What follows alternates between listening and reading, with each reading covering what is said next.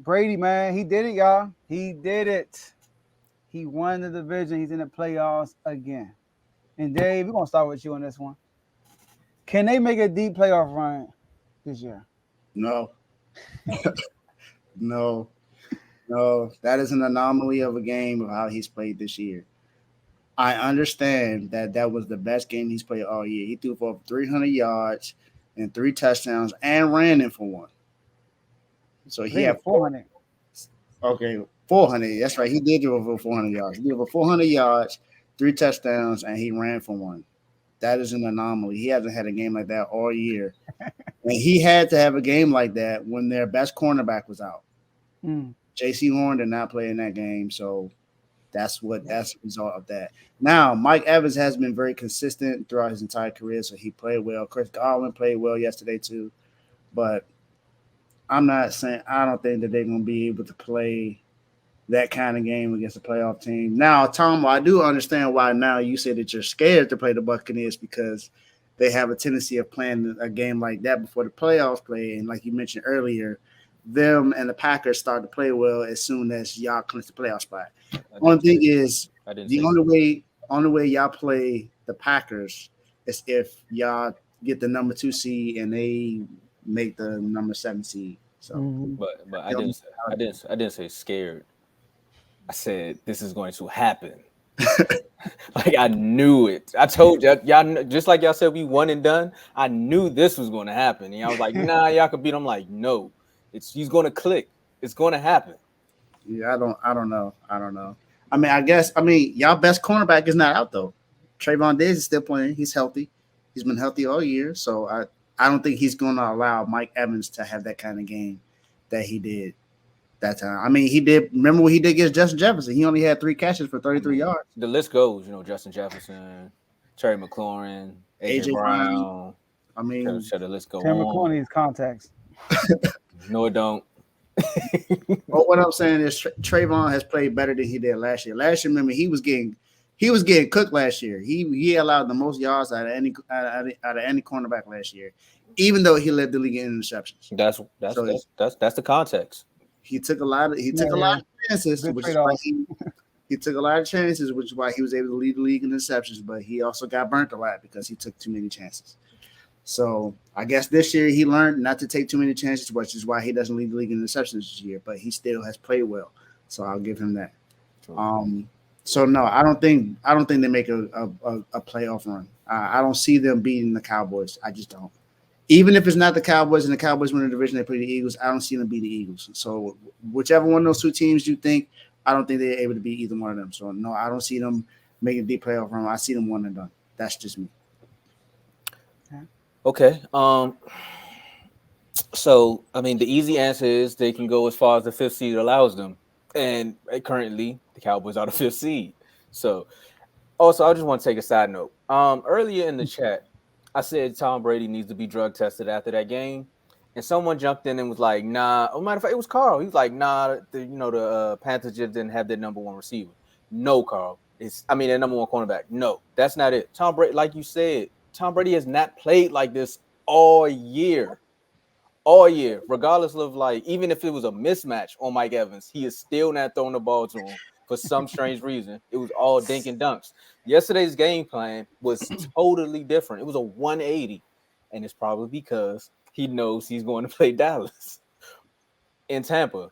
But yeah, that's why I say he needs to be drug tested. That's the only reason I threw that out there. But oh man, the fan in me says they'll go a deep run. They'll win the first playoff game, and then they'll probably get bounced out by the second team because it's Brady, because of what he does. This is the only quarterback in the NFL where anyone allows his defense to show up for the first three quarters without ridiculing him, unless you're like specifically in one of our group chats. And I love the chats for that because the rest of the world on Twitter would call me crazy. Uh, the defense holds him down for three quarters. He does something miraculous for the last 5 minutes of the game, and Brady's the GOAT. That you can't count him out on that. But he's the only quarterback that gets that excuse built in. Anyone else does it, they come on here, they poke at you, they're part of your fan base, but then they say, when is the quarterback going to put the team on his back? Meanwhile, we got a GOAT that just does it every week and no one talks about it. All right. So if Brady from earlier this season shows up, they're not going nowhere. They're not going far. But if Brady from yesterday shows up, they're winning at least one playoff game. All right, so this is the best I've seen. First of all, yeah, I think they could. Not saying they will, but I think they really could though. I wouldn't be surprised because that was the best I've seen them offensively for in a long time, like we all agree. But y'all know why, right? They got they tackle back, Ryan Jensen, right? He's back. He was out all year, and that was one of the reasons why a lot of people were down on the Bucs because Brady's Achilles heel is if you can come up the middle, right, and on that D line. With the D line, with the offensive line, you know, I had to like clear it up, right? That's what she said. Yeah. So with the offensive line, right, then you'll give him problems. So he came back, which bought Tom Brady more time to air it out to Mike Evans. All right. So Chris Godwin also had over 100 yards. And look at the NFC. All right. The NFC, if he was in the AFC, I would say no, because you're going against a bunch of quarterbacks that could put up endless points on you. Every quarterback for real in the AFC playoffs, every starting quarterback is like legit. The worst starting quarterback right now in the playoffs is Trevor Lawrence. That's the worst one, and he could put up points. So, all right. So, I'm joking. So I do think that, but here's the thing about Brady's teams, like you said, ball bounces their way. You know, like you never count them out, and it's not just Brady; it's his team. Something magically always happens. Ball, the other team fumbles the ball, bad penalty, a crazy offside. You line up in the neutral zone on a 3rd and 10. You know, I mean, crazy pass interference call, something crazy like that. Your quarterback throws a pick. The call throws a pick 6, or fumbles in their own territory. You know, or Tom Brady gets sacked. They call roughing the passer. I mean, it's always some craziness going on. Like, so you can never count them out. I did like that though yesterday when he slammed the ball and the refs finally called something on him for doing that. I liked that yesterday. That was a first. But then you look at the game yesterday, it shouldn't have been that close. I know they came from behind, but in the game. But Tom Brady, it's a lot happened in that game. Like Chris Godwin had a fluke fumble. They missed an easy field goal. They got a field goal block. It was just so much going on in that game that they shouldn't have been like they should have been leading the whole game. So I think they could make a deep run, depending on who their matchup is, obviously, and who shows up when they play them. Because they are timely defense. Same thing like the year they won a Super Bowl. They weren't great all year, but when the playoffs came, they clicked, made that Super Bowl run. So yeah, I think they could. That's another thing about this whole NFC playoff. Like, I think this is going to be the most entertaining NFC playoff because all of their defenses are opportunistic. Cowboys, opportunistic. Eagles, well, they getting sacks too, but opportunistic. Same thing with Tampa. You seen what Green Bay did yesterday. Yeah. And with the Giants, they was a coach, but you saw they did yesterday. Yeah. Look, I'm not gonna lie, y'all. Opportunistic, but they get sacks too. Them and the Eagles, I can say they get sacks and opportunistic. Everyone else is just opportunistic.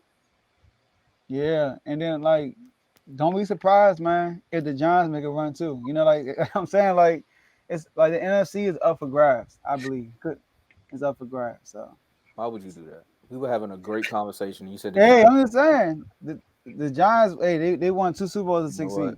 Look, Danny Dimes played well yesterday. Yeah, 4 total touchdowns. I'm bringing him back. I'm bringing him back just because you said that. All right, let's.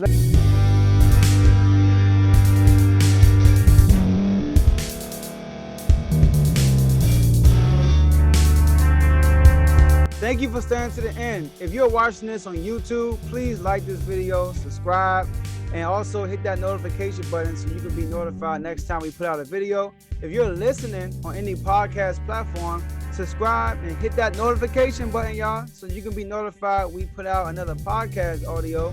And last but not least, hit that share button. No matter what you're listening to or watching it, hit that share button and send it to somebody that you know that would love to watch this episode you just listened to. So once again, thank you for staying to the end, and we'll see y'all at the next episode.